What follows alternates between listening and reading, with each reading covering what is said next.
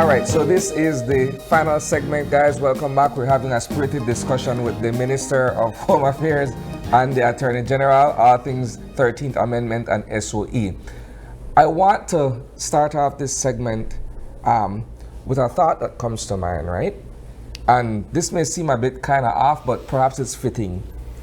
When you look at something that stands to affect a vast majority, in this case of Belizean population, would you look at perhaps the tenets of the rotary four-way test and ask if it's true, fair, and beneficial to all concerned, given the chatter, both for and against something as controversial as this? Yeah, you always, Isani, have to take a very balanced, measured approach when you're coming up with amendments, especially to the Constitution. You have to look at the lay of the land of what is actually there. And so what a lot of people do not realize is that, say for instance, the government abandons this notion that we need the 13th Amendment, and we just continue with what we currently have. This government will probably still use the state of emergency because one judge did in fact say that it's constitutional. And even if the CCJ were to rule that the 2020 SOE was misapplied, not that it was unconstitutional, it was misapplied so much that it became unconstitutional, that does not make states of emergencies unconstitutional in and of themselves. If you misapply it, meaning you call a state of emergency when there was no need to call a state of emergency. Or two, the individuals who brought the claim, there was no reasonable suspicion for them to have been detained. Therefore, that application to them was not appropriate. What I'm getting at, Isani, is that the state of emergency will remain legal, and so governments, our government and governments after us, can still use it, which in my opinion, this declaration of a special area is better because there's greater oversight and it's fleshed out as a crime fighting tool. And two, the 1993 law is still there. We can still declare a special area. That has never been challenged. In 2012, when the then administration applied it, it was never challenged by anyone who might have felt their rights were disrespected or deprived. And so we have two pieces of law, the SOE and we have the 1994 Crime Control and Criminal Justice Act, that provides these tools. What we're saying here today and what the government is saying, we're offering a fleshed out 13th Amendment that addresses in more particular detail a state of emergency, declaring it a special area. Here's my concern, and perhaps you're going to get a bit political where this is concerned. We're dealing with an administration that, for all intents and purposes, has a supermajority in Parliament. So, if this were taken to a vote, easily you guys could write this into law the following day, right? But it does require the Senate approval. Which can be argued is a rubber stamp, but no, it's not. No, it's not. Right? So many bills have been rejected in the Senate. Not of recent. Not of recent. No. Fair enough. My point is, this comes at a critical time where the opposition is dormant. And even if it was a bit active, there are only 5 on it. So on one hand you have 26, on the other hand you have 5. Once this becomes enshrined in our Constitution, it will be difficult to undo it unless if there's another supermajority that succeeds this particular administration from the opposition. I'm saying that in the balance, if the masses of us feel as if though this thing not work for we or whatsoever, it will be the most difficult thing for us to strike off the books or go back and undo. But there's always the court, so you can approach the court. If you could approach a court if there's a belief that the 13th Amendment was misapplied, or even if there's a strong belief that the 13th Amendment in of itself is unconstitutional. That mechanism and that availability still exists. So citizens still have the opportunity to address through the judicial process this 13th Amendment if it were to be passed into law. There's a question coming in from a viewer here saying, would tourists be told to avoid the designated areas? People living in these areas will also be discriminated against and will try to then move out of these areas. having an area being declared as a designated area doesn't mean that there'll be curfew and other provision. It's all determinative of the state of play that exists, and the reason why a particular recommendation would have been made to the National Security Council. So it all depends on the facts that are at play. But certainly the law and the mechanisms in place is to do away with that arbitrariness and also minimize the incidences of discriminatory application. All right. I just want to expand on what that Like yourself. we're from both similar type communities, and so we know. In a community where you have two of the most dangerous gangs in this city, if not perhaps this country, and they are in geographic proximity of each other, right? So that when there's any conflict between the two groups, you have a lot of innocent people who have to traverse that area to go to school, go to work, go about their business. In the past, when there has been a state of emergency, it's a dissension of police officers and BDF, and everything is pretty much locked down, right?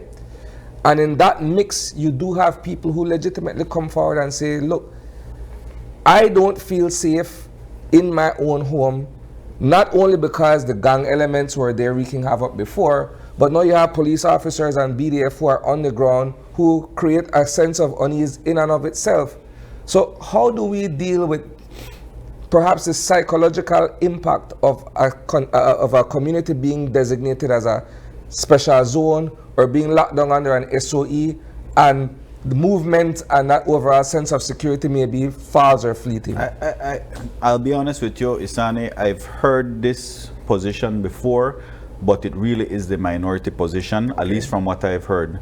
The majority of people will tell you that during a state of emergency, my child can go to the park, my child can walk the street at night with me in their company, of course. We feel freer in our communities, and that is where we have to understand that the call for SOEs has been coming. It hasn't been coming from Corozal or Cayo or PG. It has been coming from the communities that want a safer community, a safer Belize. They're saying that, listen, for that 1 month, I have never felt so free in my life, because the very same gang elements that you speak of are behind bars, or there is this cloud over the ones who haven't been detained to behave themselves. And so that, in my opinion, is the prevailing sentiment. But I do get what you're saying, that when a state of emergency is declared, that for that first day or two, you do have that swarm of police officers come in that go after these young men that are giving trouble. So I do accept that part. Here's another question coming from a viewer. If it is put into the Constitution, then how can it be challenged as unconstitutional? Because you see, that's one of the beauty with the judicial process. It allows for anything, even a constitutional amendment, to be challenged as perhaps being in contravention with some basic structure, as it were, of the Constitution. So it can, and we've had decisions from our highest court, from a CCJ, which affirms that and grants that opportunity and avenue for citizens to still bring challenges to constitutional amendment to court. No? I also want to ask about the National Security Council and the members that will be included in that. What will go into determining who these members are, and will there be a member considered from the community level? So there is currently a National Security Council legislation, and that body comprises the Prime Minister, the Minister of Foreign Affairs, the Minister of Home Affairs, the Attorney General, the CEOs in those respective ministries, and the head of their security services, being the Commissioner of Police, the Commander of the Coast Guard, and the BDF. Because it's a National Security Council, you cannot really have involvement of civil society, because it's very highly sensitive material that is being considered. But what I would say is that the representation of persons from civil society and from the community, those certainly could be ventilated through the LIU program. So the minister with responsibility for Home Affairs would be abreast of what the community is saying through that program. No. And that in turn would be ventilated at the National Security Council level, no? How effective has the Leadership Intervention Unit been in the context of these flare-ups of late?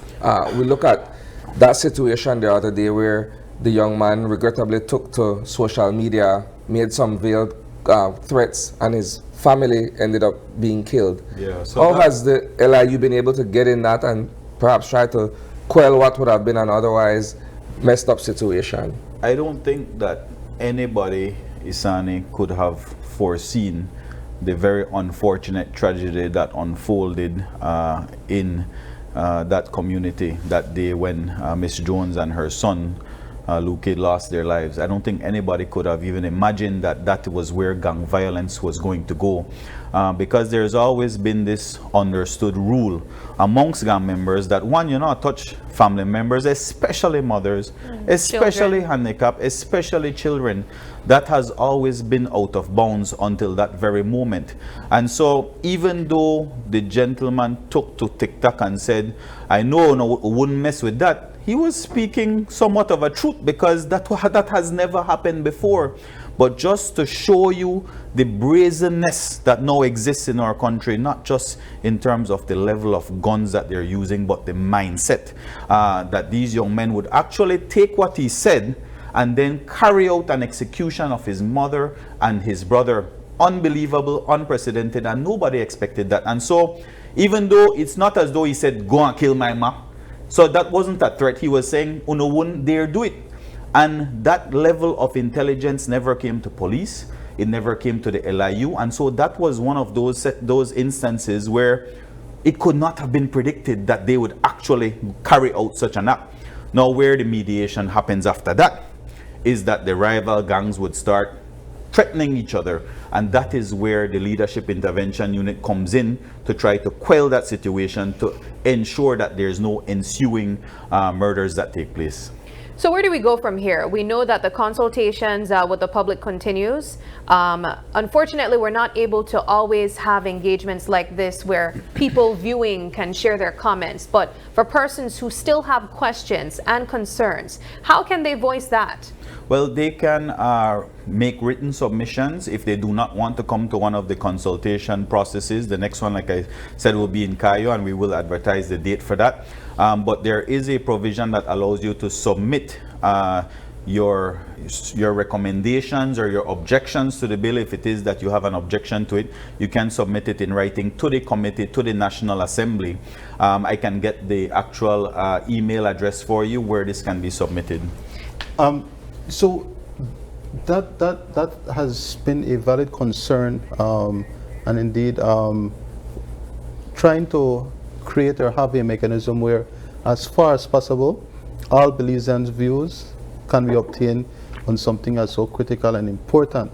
Ironically, so when Karim's father was Prime Minister, they had passed a legislation, amendment to the Referendum Act.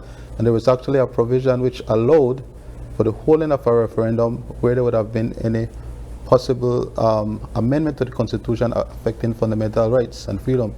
That was removed from the Referendum Act.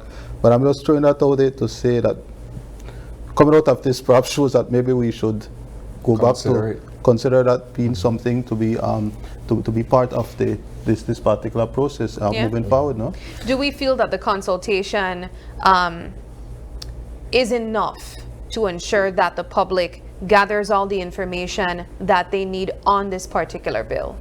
I believe the period of time, and I think more has to be done by Anthony, myself, other members of cabinet in explaining the position. I think that we have to try as best as possible to avoid the misinformation that takes place, because I heard one attorney get up at the consultation and say these SOEs are of no value because nobody's ever arrested coming out of these SOEs, and that is a grave piece of misinformation, because just out of the last SOE we had 4 arrests, 1 for an attempted murder and 3 for murders. So I don't know how they can't see the value in that. And so it's important for, yes, the naysayers to have their say, but at the same time for us to flesh out what it is are the actual facts surrounding the 13th Amendment. And so the consultation process is extremely valuable. I urge everyone to take part in the discussion. Crime is not just a policing issue, it is a national issue. Let us try as best as possible not to make it political, because it's quite easily one of those footballs, so to speak, that people will use in order to gain some political points. But let us try acknowledging that we are all on this ship together. Let us craft a legislation. If you have constructive input that you want to make into it to make it better, we are definitely open to that. Minister, before I let you go, I can't not have you in a set and not ask the next question, right? On Friday, you provided the contract for the retired Deputy Commissioner of Police, who is the special advisor to CEO Saldivar. Special advisors. For ministry.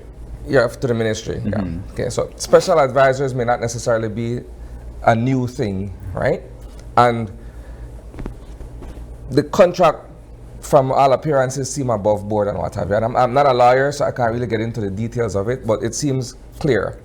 The question I still have is whether or not this is absolutely necessary, and is it not something that perhaps the CEO can do independent of having anybody else at that level to provide the advice? Sorry. Yeah. We found it necessary, Isani, like I had mentioned on the last occasion. There is great value coming out of Mr. Guzman. It was a recommendation from the former Commissioner of Police. He actually wanted Mr. Guzman to be attached to the police department as opposed to the ministry. But we saw where it would have been a better fit in terms of providing guidance and counsel to our ministry in his duties as a special advisor. And so there was a lot of work that is still left unfinished that he required an additional year to finish up. He has assisted in identifying countrywide repairs to police stations that were necessary. He assisted in retirees in clearing the backlog of all the pensions and retirement benefits for retirees. There's such a huge backlog, and he has worked well there. He's working on our animal welfare bill, and so these are things that are going to be tied up in the coming months, and his contract expires in February of next year. And so we don't foresee the need to hire him for an additional year next year, but certainly his contribution has been invaluable, and perhaps raises the discussion of whether age 55 is really the age that we should look at as the retirement age, because there's so much that he still has to offer. And I know that that's a discussion that we're having with the unions, possibly extending the age of retirement to 60, because at 55, there's still a lot that Mr. Guzman has to offer. One could rationally argue that a department or an individual within the department can be assigned to those specific roles, as opposed to bringing back someone who has already been put to pasture, so to speak. Yeah, I wouldn't want anybody to say I've been put to pasture at 55.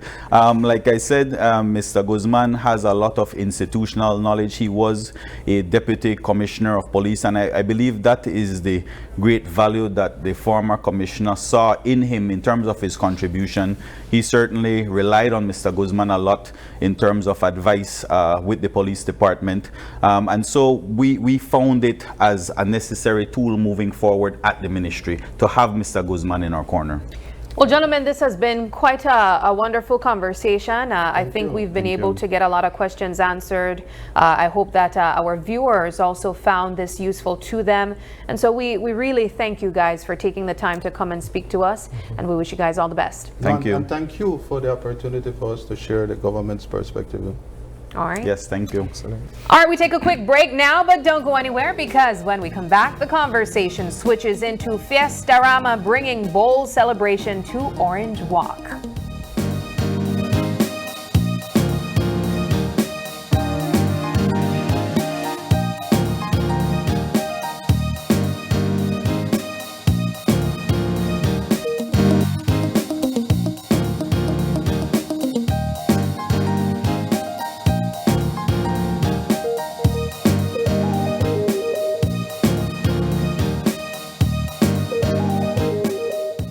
The this is where blue innovation meets green ambition and orange creativity thrives.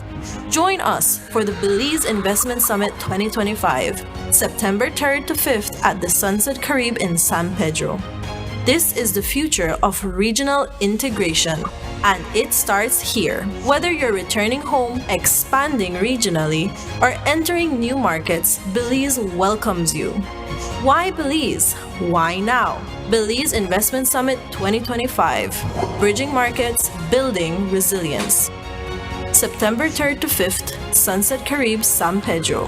Visit investmentsummit.bz to register and be part of shaping the investment frontier.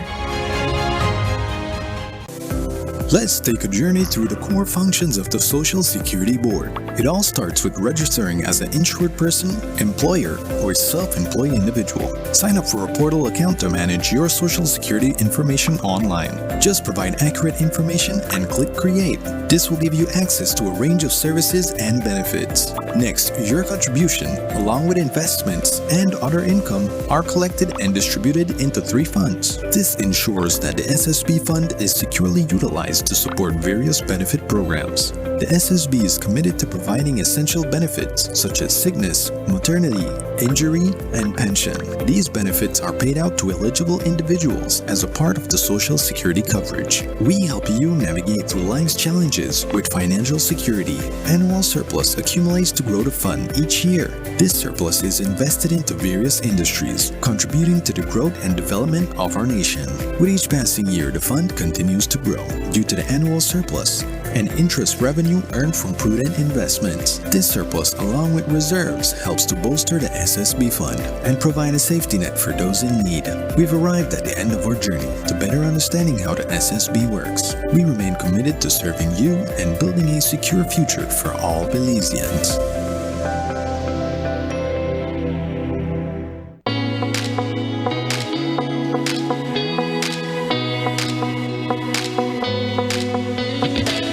Oh man, one more stroll and my data is done.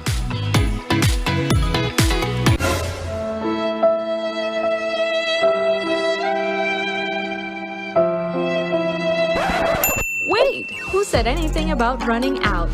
Smart just dropped a more powerful plan that now includes social media data, so you can scroll till your fingers cramp. Visit any Smart showroom to sign up today because connectivity just got even better. Smart, bringing people together.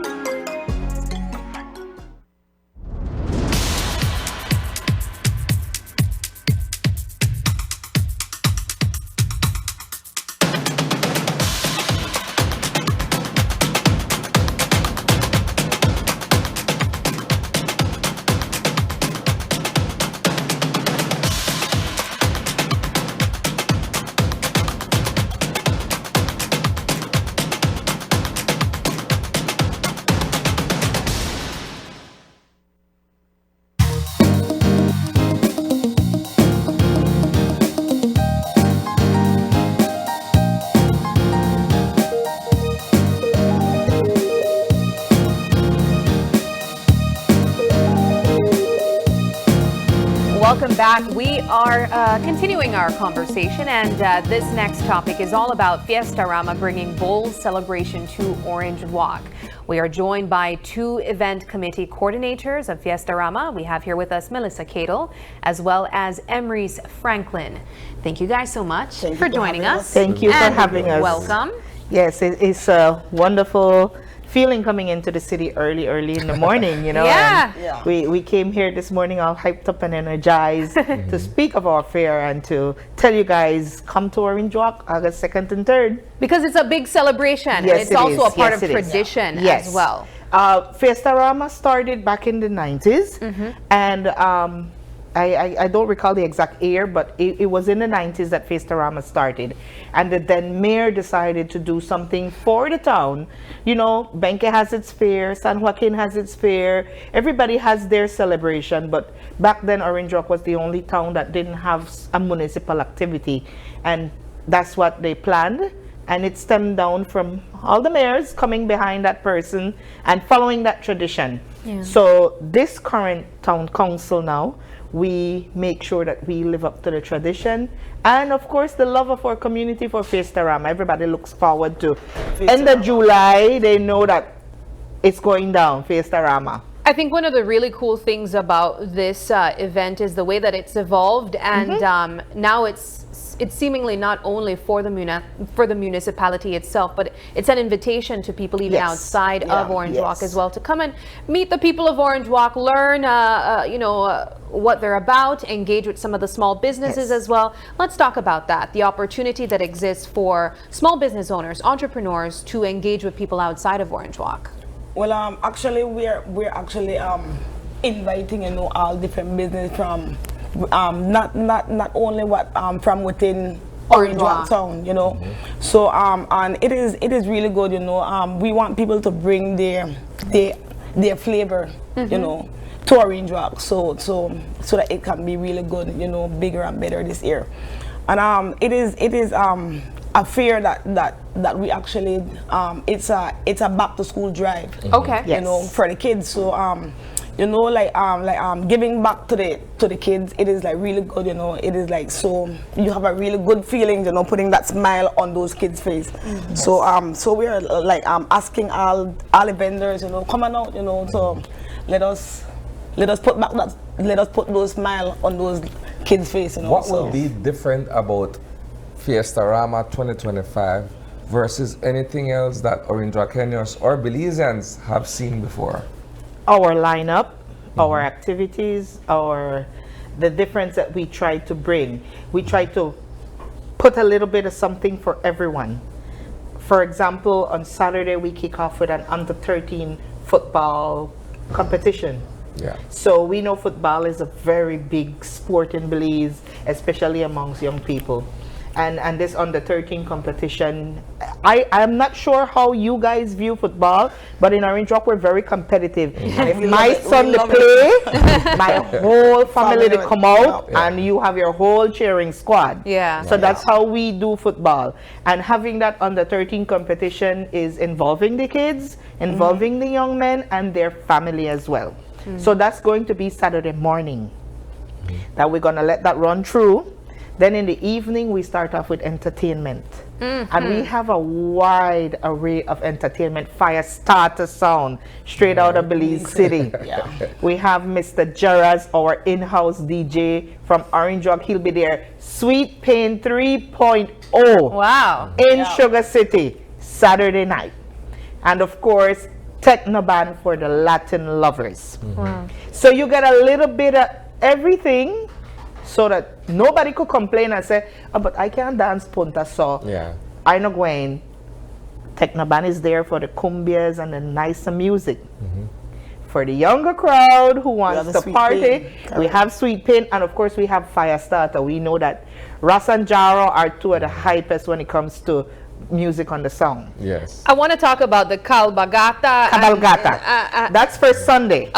So Sunday we start off at 11 o'clock. The gates open from 9 o'clock in the morning. And Sunday, the events will start off at 11. We have a Cabalgata parade. What is that again? A Cabalgata is a show of horses. All the beautiful horses. And we have the dancing horses as well. We had that at the agricultural showground just a couple months ago.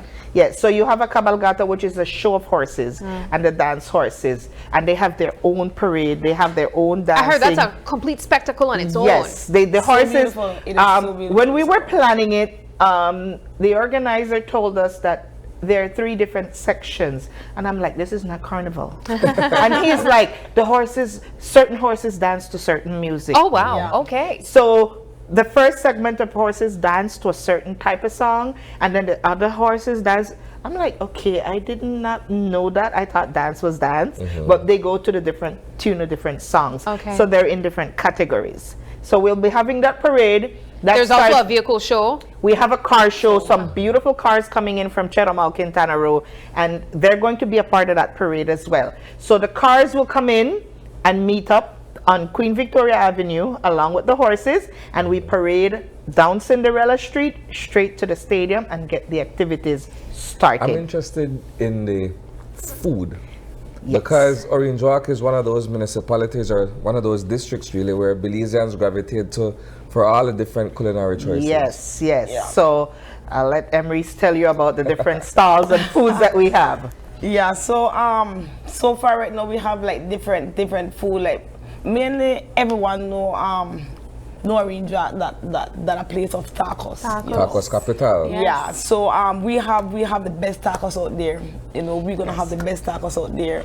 You know, I am also trying to like invite like the different neighborhood villages, you know, to come out and bring out your different you know, like your reinos, you know, because we want it to be something different, you know, not just tacos. You know, we want it to be like reno. We want to, you know, to have different variety of food, you know, so that everyone can come out and enjoy, you know, that you can actually pick from different, you know, foods. So so far we still have we still have space to available for the vendors, And there's still time. Yes. Sort of. Definitely, Yeah. definitely. We still have this week to go. Yeah. So let me finish telling you what's going on Sunday. Okay. After we get to the stadium with the cabalgata and the car show, we have a dog show at 10 o'clock in the morning, and the judge is coming in from Cancun. So he wants to see all the best show dogs on Sunday. We get into the stadium with the cabalgata and the car show. We have a greasy pole competition. It's being a long-awaited return of a greasy pole. Yeah. What's a greasy pole? So they're going to erect a pole in the middle of the field, and they're going to There you have it. Put Oh some- my you God. grease that with Put hard some grease lard or some or lard. Yeah. And then it's in groups of 4. At Oh the my tip top of the pole, there is either a bottle or a bag which has prize in it, Yeah. or And you in this bring case, that down from there. So. in this case, the first person to take down the flag or the bottle or whatever in the top, the group gets $500. Oh my goodness. So in Don't do group- that at home, kids. in groups of 4, and it's fun because remember, this thing is heavily greased. Yeah. Yeah. So the more you think you could climb, the faster you slide down. The Oh my slippery God. it gets. Yes. So that's for Sunday as well. We're trying to create a family ambience. Everybody come out and enjoy and have a good time. And I know Greasy Pole is always entertaining for family. Yeah. So along with that, we have Father Jesse. We have Panorific Steel Pan from Belma Pan coming in. We have Bossa Bee Band. And we have Los Tios. Los Tios is a newly formed group of young people from Orange Walk. They were out at the Agric show as well, and they did an excellent presentation. And they decided that they want to showcase their talent at home since they're from Orange Walk. They want to let the Orange Walk public see what they got up. So all of that, plus food, drinks galore. But let me not cut you short from Saturday night. We have a Pro FC fight happening. Ooh. Okay.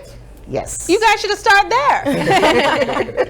We have so much going on. It's a little bit, like I mentioned, it's catering to everyone. So if you're someone who likes fights, you can go under the pavilion. The cage will be set up there, the chairs there. You can enjoy Pro FC. If you only want to come out for Sweet Pain, you come and you get in front of the main stage and you enjoy that. If you're a football lover, that will happen throughout the course of the day. And the best thing about this fair is that you actually just going to pay a little fine to get into that gate. And then you have access to everything. So what's the fine?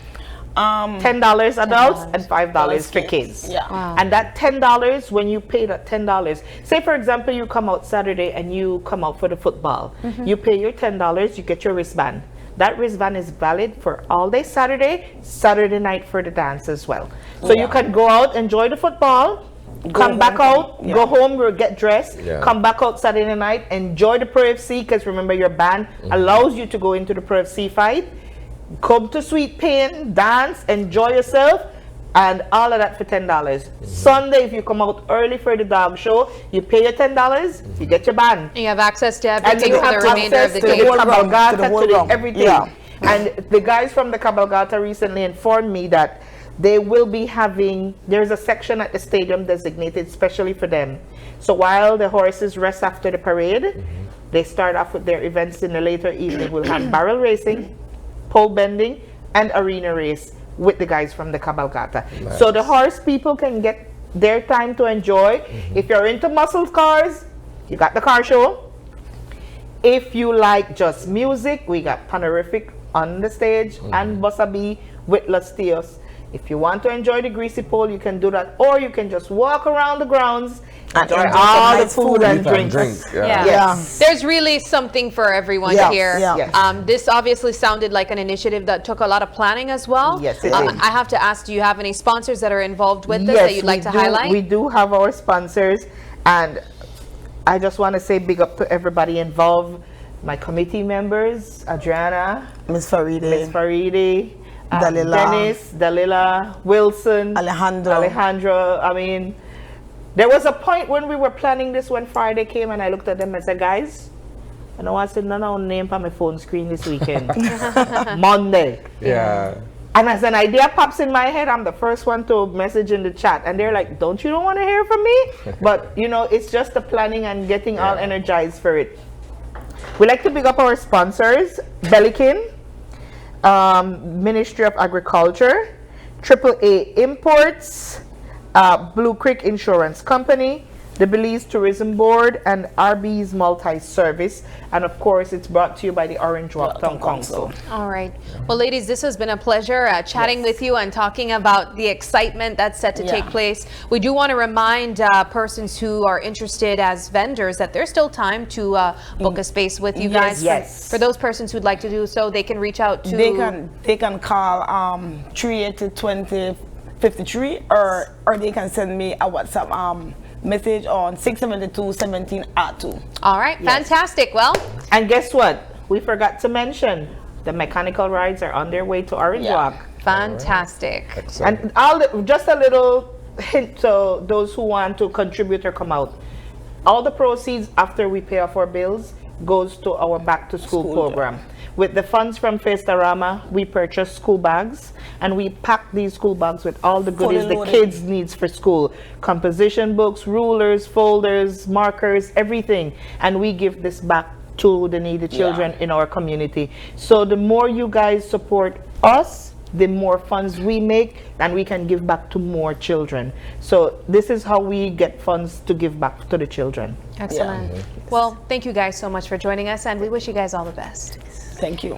We take our final break now, but don't go anywhere. When we come back, we wrap things up.